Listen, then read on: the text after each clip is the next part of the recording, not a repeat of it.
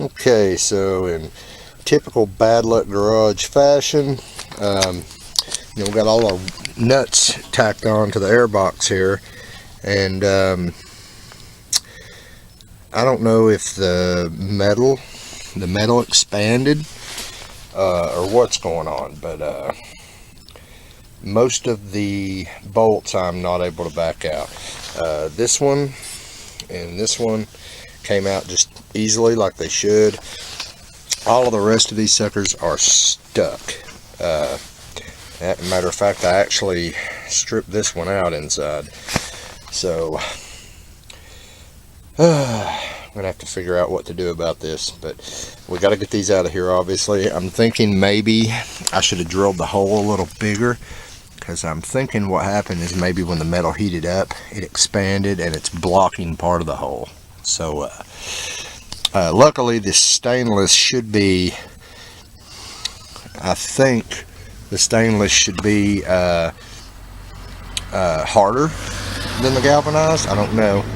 I'm hoping that's the case, and I'm hoping we can, like, as we back these screws out, maybe it'll grind that away. So I'm gonna work on that. Alright, so right now, back up at John's, brought the air box back up here. So I think what happened was the nuts expanded and they just wouldn't I'm gonna make noise.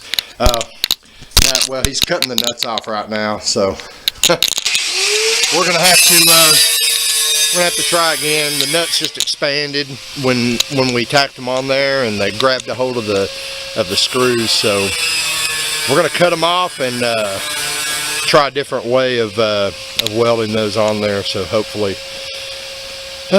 that'll be done, and then I can go ahead and get this primered up and get it put in the truck.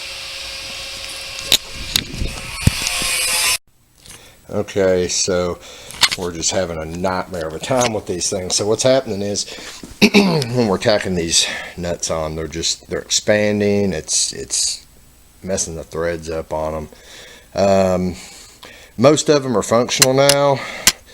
We just have this one and this one over here. I'm gonna try to run a tap through. Hopefully I can get them working. If not, I don't know. Trying to figure something out. Yep, Bad Luck Garage. That's how it goes, right?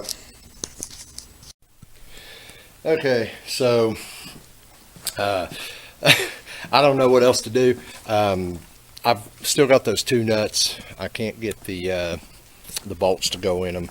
I tried running a tap through them.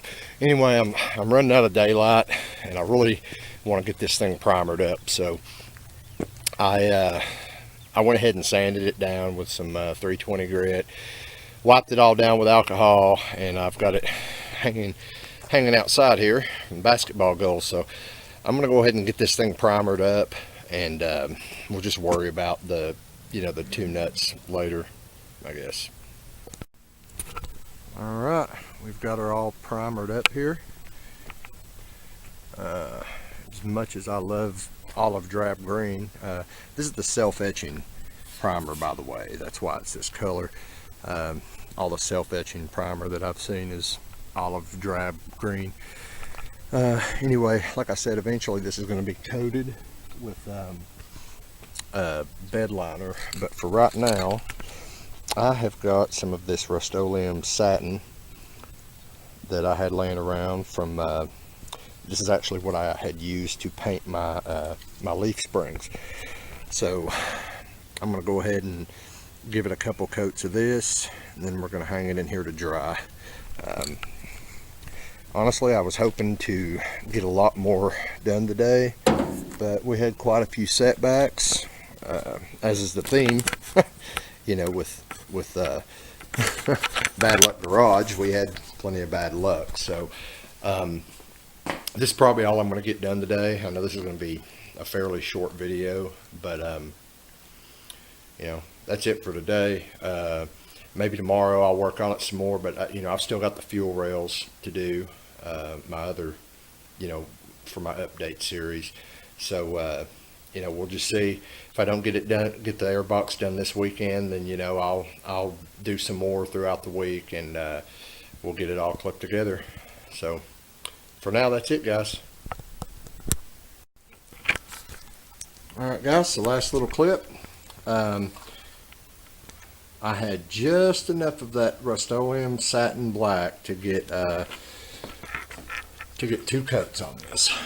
So anyway, what I'm going to do, I've decided, you know, this paint, I don't want to really mess with it the rest of the weekend. I want to let it harden up good. So that's going to be the last video on the airbox for, well, probably till next weekend. I'm just going to let this thing hang here in the garage for the whole week and dry. It's 45 degrees out. You're actually not supposed to paint below 50, but you know, it really makes the drying take longer and the curing. So you know, I'm just going to let it hang here this week, and you know, I'll work on some of the other projects. So hopefully next weekend we'll get it mounted in the truck now that it's painted. I've got a little bit of this bed coating, but I don't think it's even enough for a coat. I'd actually, this is what I used on the intake tube, and I'm using it not just as a durable coating, but also, you know, it's got some insulation property. So I'm trying to use it to, you know, kind of keep heat out a little bit. Now, when it comes to this actual box, we're going to coat the whole outside of it with it. But the inside, I'm wanting to use some kind of like Dynamat, or, you know, some kind of insulation on the inside of the box. Although I don't think it really matters. But anyway, next weekend, we'll get this mounted in the truck. We'll trace out and make a template for the lid that's going to go on it, and hopefully get those two nuts, you know, get the threads chased on those where, you know, where I can get the button head bolts in there. So anyway, till next time, this is the DIY, you know, custom cold air box.